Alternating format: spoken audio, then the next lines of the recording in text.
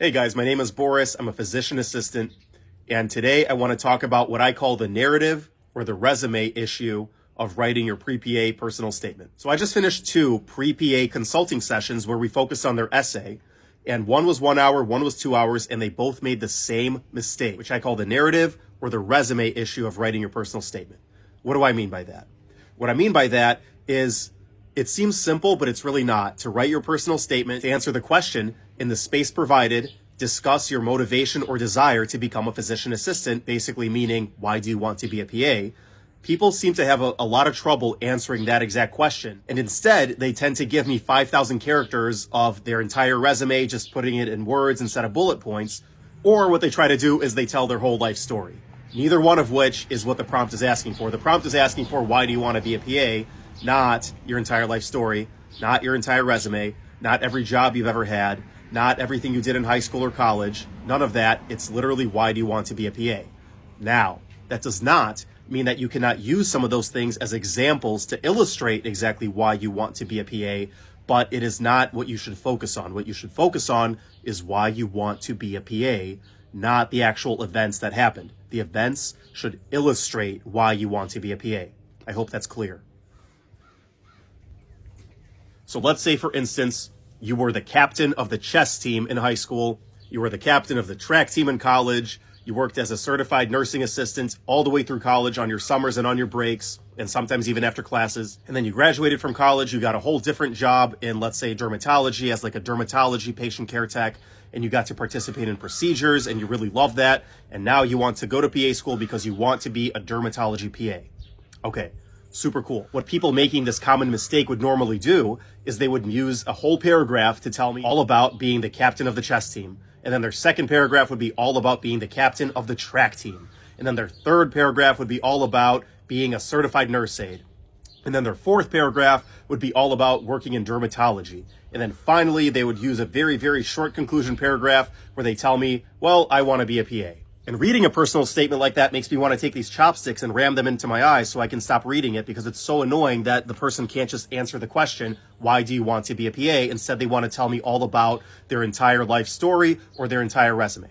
Okay, I'm being dramatic, and sorry, I'm not trying to beat up on you, but I'm trying to drive the point home that you got to answer the question, guys. You got to answer the question, why do you want to be a PA? So in this example, this person would have told me all about, being a chess captain, being a track captain, being a CNA, being a dermatology patient care tech, and then finally at the very end tell me without really any examples that they want to be a PA. Okay, how I would work with this person and help them fix it is I would tell them, okay, what is it about the chess team, if that's even important in this case? What is it about your experience as chess team captain that is related to being a PA? What is it about being a track team captain that is related to being a PA? Is it teamwork? Is it training hard? Is it overcoming difficulties? What is it exactly? Not what you did as a track team captain, but what is it about that experience that somewhat at least relates to being a PA? Then, what did you like about being a CNA? What did you learn? What patient experiences did you have that can illustrate these things? Let's say you learned to be more empathetic and more compassionate. Talk about an exact experience, an exact time when you were empathetic and compassionate to a patient as a CNA. Don't just say, this job helped me become compassionate. Show me. Don't tell me. Show me by using examples, okay? Same thing goes for being a dermatology patient care tech. What is it exactly about that job that made you want to go in to dermatology at a higher level of practice as a physician assistant? What is it you liked exactly? Did you like doing procedures? Did you like assisting the dermatologist, the physician, in doing procedures? Did you really enjoy just all the anatomy and learning all the layers of skin and all the different diseases? Did you have a grandmother that died of melanoma and now for her you want to go into dermatology and save other people from the same fate? What is it about dermatology that makes you want to be a PA? Okay, so that is what you need to think about from those examples. Now going even a layer even deeper is, why do you want to be a PA? Not just from those exact examples, but you personally. Why do you, as a human being, what is it about that job that makes you want to do it and nothing else? Because guys, it's hard. The job is very, very hard. The school is very, very hard. It's extraordinarily competitive. You probably won't get in the first time or even the second time. You're going to spend years in training and also years probably trying to get in. So why do you want this so bad? Why do you like this job? Reach deep inside your soul and pull that out.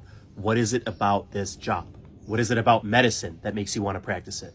What is it about being a provider instead of a nurse or a respiratory therapist or a chiropractor or whatever other job there is in healthcare? Why do you want to actually be a medical provider? And then specifically, why do you actually want to be a PA?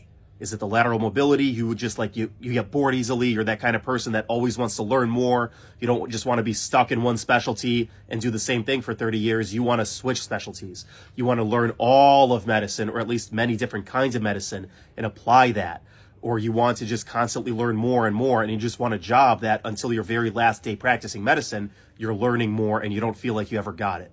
Are you that kind of person? Is learning very important to you? Is that why you want to be a PA and nothing else in healthcare? All right. So think about that. Take out a blank sheet of paper, sit down in a quiet area like I'm doing right now, and think exactly why you want to do this. Then, after that, use those examples that we just discussed to illustrate why you want to do this. And then, guys, you won't be making the narrative or the resume mistake in writing your CASPA personal statement. Instead, you will have a statement that actually answers the question, why do you want to be a PA? And that will make you stand out from the rest and help you get into PA school. Now, shameless plug, I go into all of this in extensive detail, exactly how to write your personal statement from the ground up, how to plan it, exactly how I just told you, but in much more detail, how to write it sentence by sentence, paragraph by paragraph, so that it really truly communicates exactly why you, as a unique human being with unique experiences, why you want to be a PA. All right, so shameless plug for my book. I'm going to post a picture of it right here. I'm going to post a link to the Amazon page in the description of the video below. It's only $5 on Kindle. It's only $10 paperback. Those prices are going to go up eventually, but at least for this year, I want to keep them cheap just to get the book out there, because I know it'll help you tremendously to not stare at your blank computer screen and to actually get this personal statement moving. I show you step by simple step exactly how to write a fantastic personal statement, guys.